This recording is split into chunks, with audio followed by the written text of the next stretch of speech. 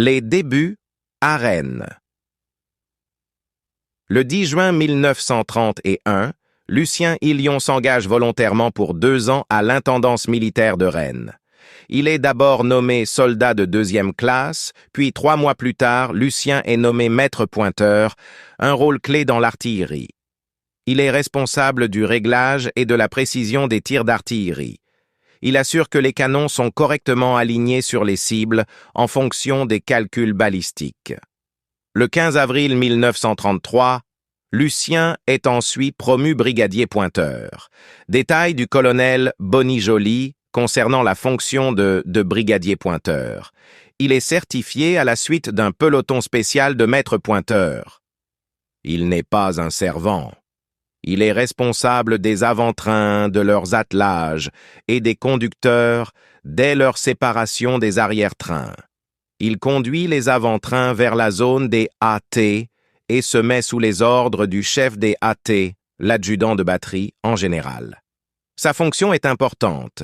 Il commande 6 conducteurs, 12 chevaux de trait, 2 chevaux de selle, le sien et celui du chef de pièce, 8 chevaux de selle dans le cas des batteries à cheval. Le 14 juin 1933, Lucien se réengage pour 1 an à Tunis, où il est affecté au 62e régiment d'artillerie d'Afrique, stationné à la Manouba. Situé à proximité de Tunis, la Manouba est un poste stratégique pour les forces françaises en Afrique du Nord. C'est en 1927 que le 62e régiment d'artillerie de campagne voit à nouveau le jour, en Tunisie cette fois. Au printemps 1929, il prend officiellement le nom de 62e régiment d'artillerie d'Afrique. Basé à la Manouba, Lucien Hillion fait vraisemblablement partie soit du premier groupe, 2 batteries de 75, soit du 4e, 2 batteries de 155C, ces 2 types d'artillerie étant à cette époque tractés par des chevaux. À la Manouba, Lucien Hillion continue de développer ses compétences militaires. C'est ici qu'il rencontre son plus fidèle compagnon, un cheval, Bison, avec lequel il formera un lien indéfectible. Le 8 juin 1934, Lucien renouvelle son engagement pour 2 ans et le 1er janvier 1935, il est promu maréchal des logis, une reconnaissance. Lucien continue son service jusqu'à la fin de son contrat en juin 1936. Retour en France et nouvel engagement. Lucien Hillion libéré à la fin de son contrat, il retourne à Rennes, au 12 rue de Redon ou au 12 de la rue de Rennes. Le 8 mars 1937, il s'engage provisoirement pour 1 an comme brigadier, cette fois au 42e régiment d'artillerie.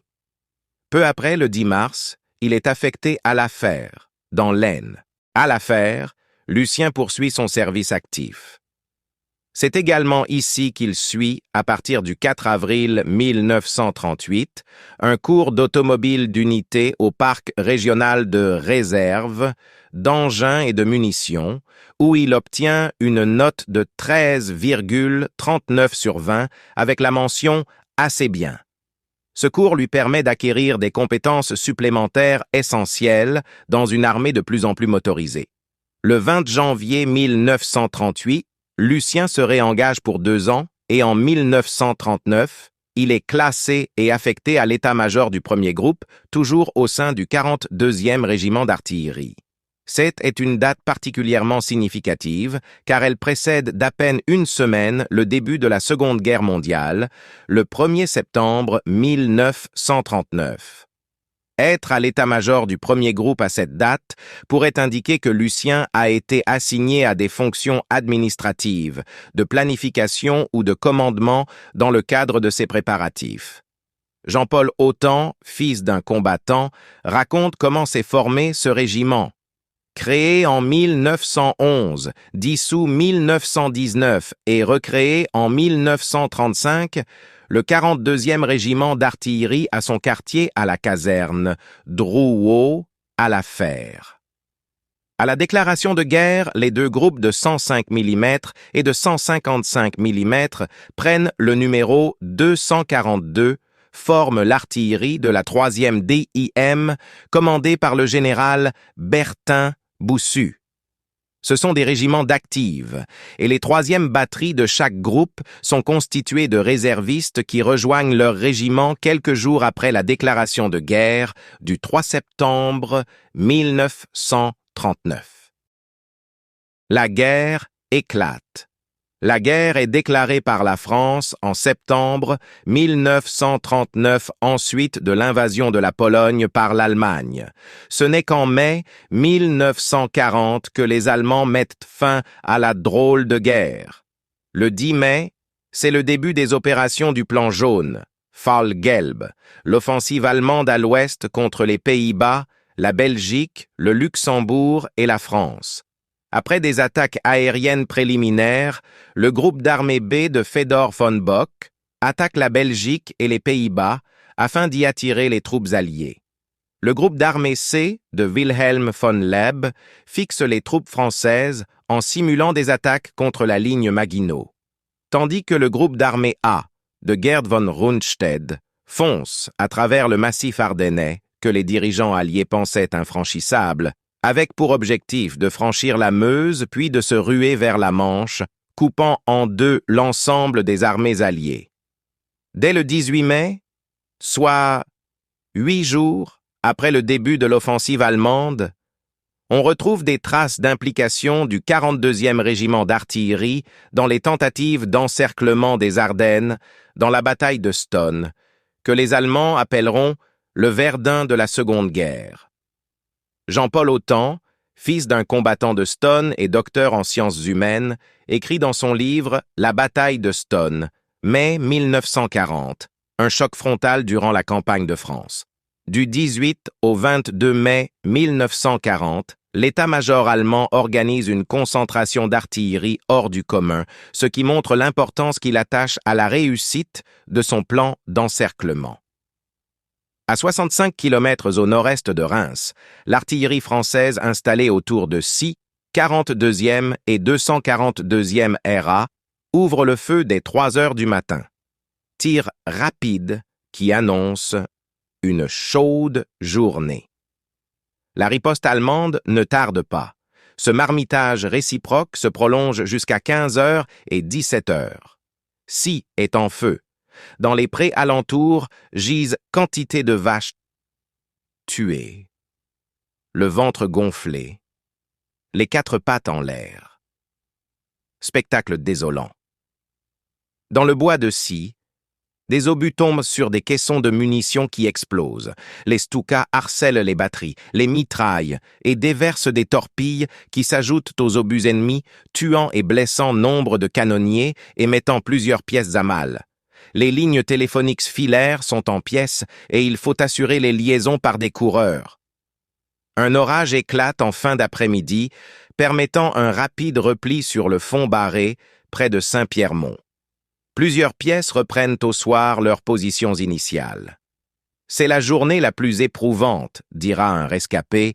Plus de 20 000 obus ont été tirés ce jour-là. Dans la nuit du 22 au 23 mai, c'est l'enfer. Nos services ont décrypté un ordre d'attaque allemand pour 3 heures. L'artillerie française déclenche des tirs de contre-préparation à 2h15, qui dureront jusqu'à 15 heures. L'artillerie allemande déclenche ses tirs à 3 heures, obus fusants, percutants ou fumigènes, qui dureront jusqu'au-delà de 12 heures. La durée et la densité de ces tirs entraînent de nombreux tués et blessés. Le 24 mai, les batteries du 42e et 242e régiment d'artillerie ont quitté Si pour Verrières. Seul demeure le premier groupe à la Fontaine-Huchon, qui subit lui aussi les violents tirs d'artillerie et de mitrailleuses. Beaucoup de matériel est détruit ou rendu inutilisable. Un canon, une mitrailleuse, 6 caissons, 2 voitures, 6 tracteurs, 2 remorques téléphoniques, 2 camionnettes, 4 motos. La situation est devenue intenable. À 19 heures arrive l'ordre de se porter au sud-ouest de Si, au Gros Buisson. Le déménagement se fait sous le feu de l'ennemi. Parti à bras à travers champs, traversant le ruisseau des Armoises sur une passerelle, parti par la route de Sie. Le lendemain, le 25 mai, la relève arrive et l'artillerie des 42e et 242e régiments d'artillerie reste en renfort de la 35e division jusqu'au 7 juin. La capture. Les troupes françaises, épuisées et désorganisées après des semaines de combats incessants, tentent désespérément de ralentir l'inexorable progression des forces nazies. Malgré l'arrivée de la relève et après être restés en renfort pendant 11 jours, Lucien et ses camarades se retirent progressivement au sud, à 245 km de là, à Bouise.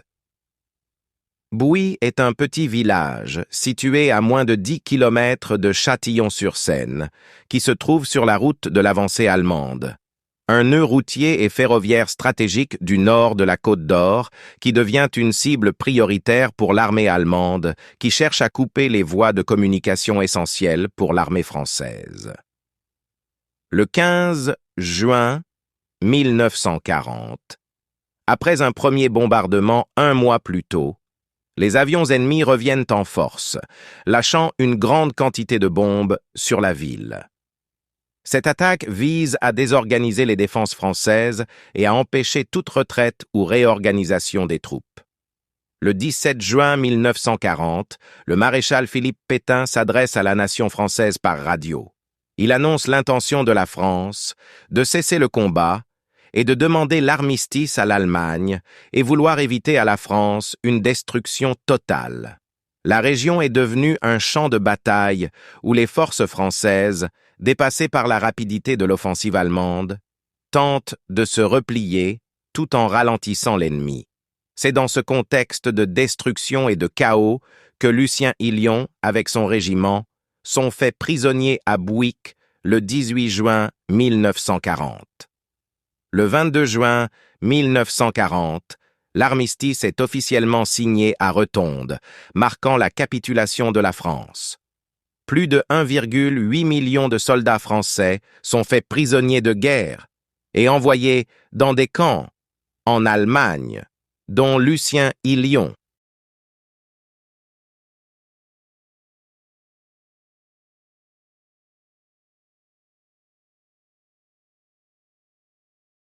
Prisonnier de guerre au Stalag 8A.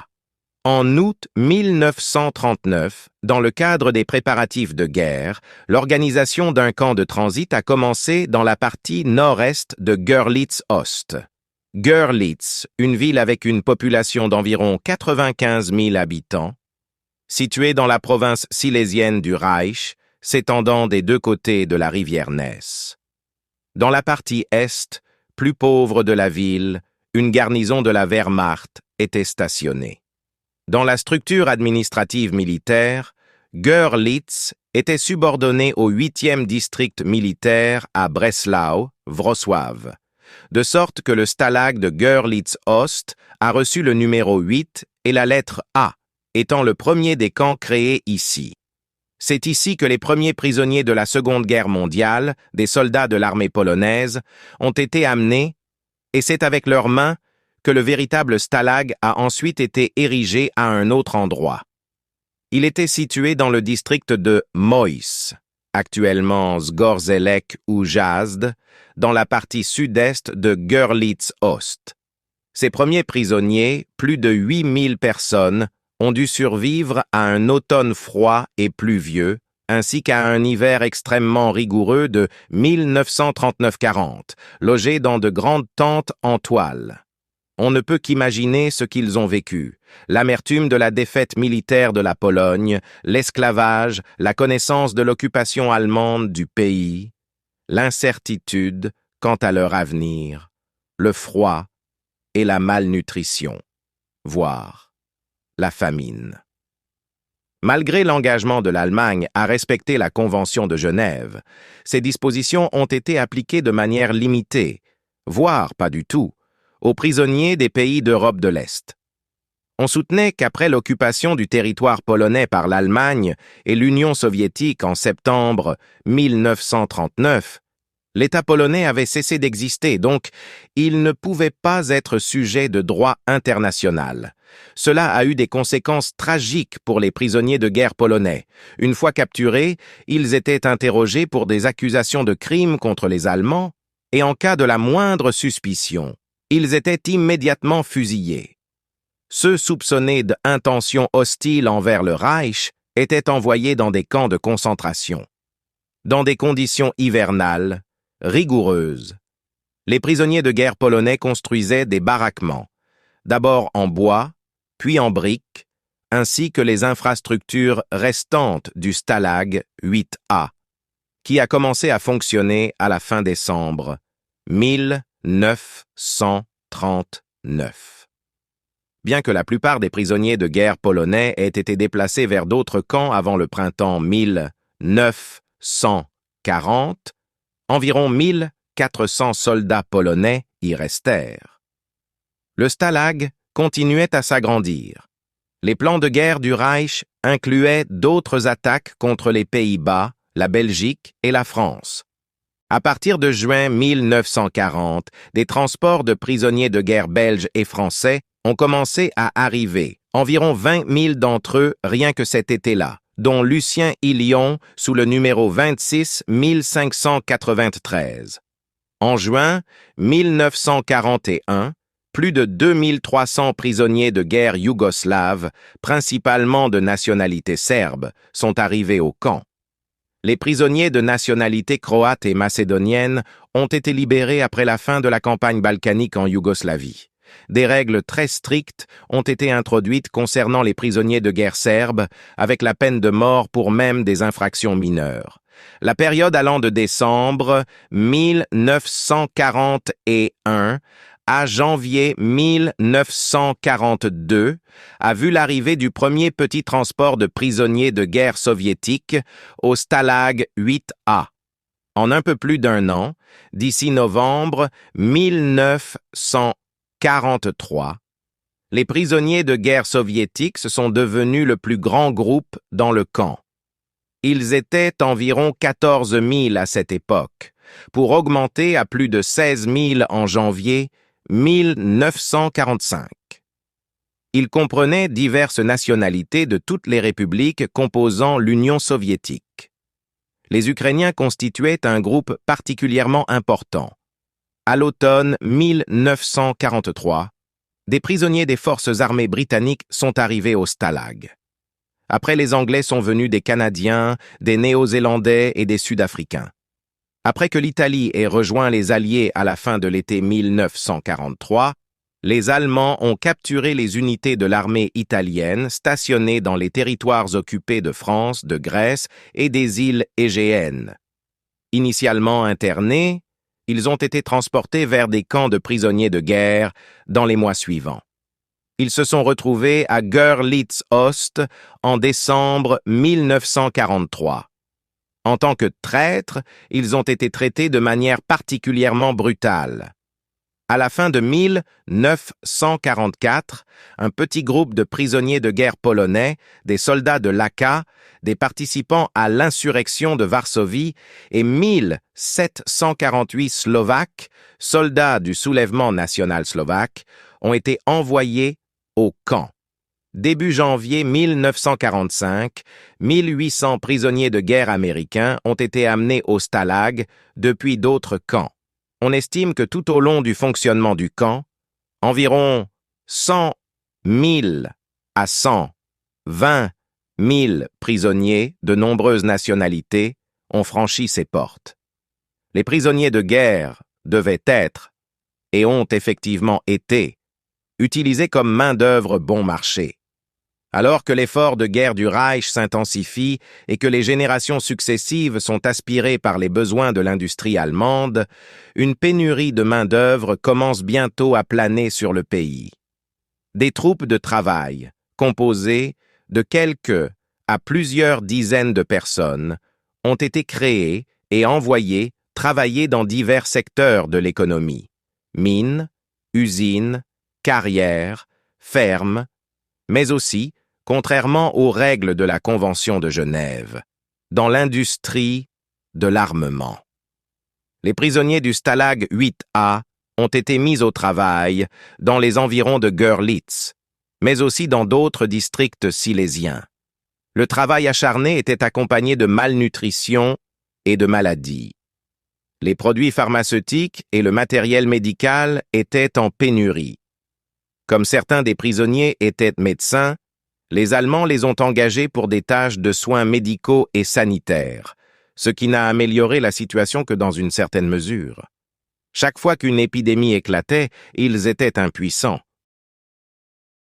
Malgré ces conditions inquiétantes, une certaine vie culturelle se déroulait dans le Stalag. Un théâtre amateur, des groupes de musique, des orchestres, français et belges, et une bibliothèque étaient en activité. Des activités sportives, d'auto-éducation et artistiques étaient également développées. Toutes ces activités étaient une forme d'évasion de l'angoisse de la vie en captivité. Les pratiques religieuses ont également joué un rôle important. Le camp avait une chapelle où des services étaient tenus pendant les mois d'hiver, et l'espace servait de bibliothèque au quotidien. Au printemps et en été, les services se déroulaient en plein air. Les prisonniers de guerre de nationalité soviétique étaient complètement exclus de ces activités. Ils ont subi un sort particulièrement tragique. En raison du refus de Staline de signer la Convention de Genève, ils ne bénéficiaient d'aucune protection et étaient soumis à un traitement inhumain. Isolés du reste des prisonniers, il leur était interdit de tout contact. Les rations alimentaires étaient maintenues en dessous du minimum de survie. Les gens étaient entassés dans des baraques non chauffées ou essayaient de survivre à l'extérieur, frappés par des épidémies, sans espoir de soins médicaux. Ceux qui étaient aptes au travail étaient envoyés aux tâches les plus épuisantes, ce qui les tuait en masse. Ils étaient également exécutés selon un calendrier précis. Cela concernait principalement les commissaires politiques, mais aussi les fonctionnaires du parti, l'intelligentsia et les juifs. Les morts étaient jetés dans des fosses anonymes, recouverts de chaux et de terre. Au Stalag 8A, environ 10 000 prisonniers de guerre soviétiques ont perdu la vie. À partir de janvier 1945, le camp a été progressivement dissous, malgré des conditions hivernales difficiles. L'hiver 45 fut parmi les plus froids du XXe siècle. Lucien et ses collègues ont été répartis entre les Wehrkreis 4, 9 et 13 et contraints à une marche, en fonction du groupe, soit vers Dresde, 100 km, soit vers Kassel, 500 km, soit vers Nuremberg, 400 km/h. Lucien partagea d'ailleurs avec ses enfants le souvenir d'une longue marche de retour. Les malades et ceux incapables de marcher ont été laissés sur place. Ils ont été retrouvés le 8 mai 1945 sur l'ancien site du camp par les premières patrouilles de l'Armée rouge. Officiellement rapatrié le 8 mai 1945, Lucien est, dès le lendemain, envoyé en permission pour 30 jours. Il se retire à l'affaire aux 5 rue du Puy. En juillet 45, il est nommé maréchal des logis-chefs. Lucien passera vraisemblablement l'automne et l'hiver 45 à 46 en tant que force d'occupation en Allemagne. Dès janvier 46, il se réengage pour 4 ans. En mai 46, Lucien est d'abord muté au premier groupe du 15e régiment d'artillerie à l'affaire.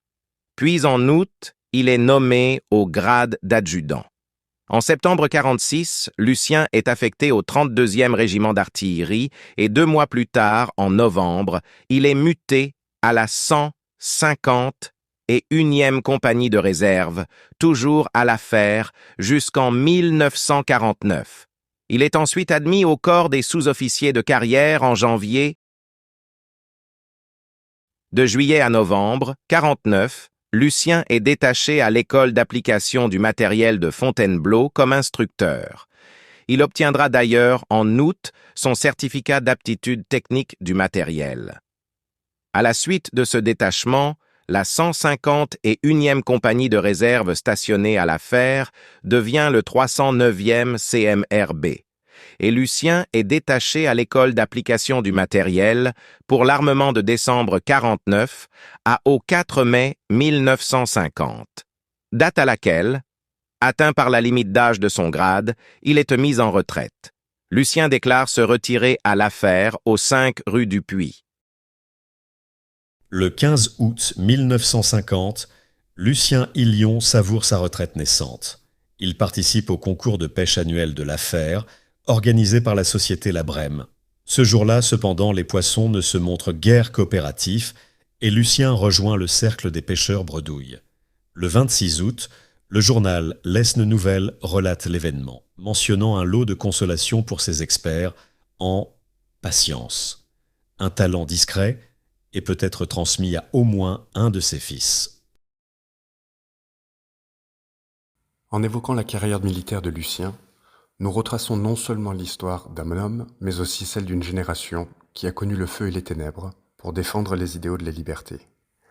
Parmi les distinctions qu'il a reçues, la médaille militaire, souvent surnommée bijou de la nation, décernée à 300 000 soldats, elle porte en elle le poids d'au moins autant de récits, de sacrifices et d'héroïsme. À cela s'ajoute la médaille commémorative de la guerre 1939-1945, avec la barrette France, rappelant l'engagement de Lucien dans cette lutte titanesque contre les forces de l'Axe lorsque la liberté de tout un continent était en jeu. En refermant ce chapitre, nous saluons un soldat, un héros discret, mais surtout un mari, un père, un grand-père, dont l'exemple nous éclaire encore aujourd'hui. Son histoire est une part de notre mémoire collective.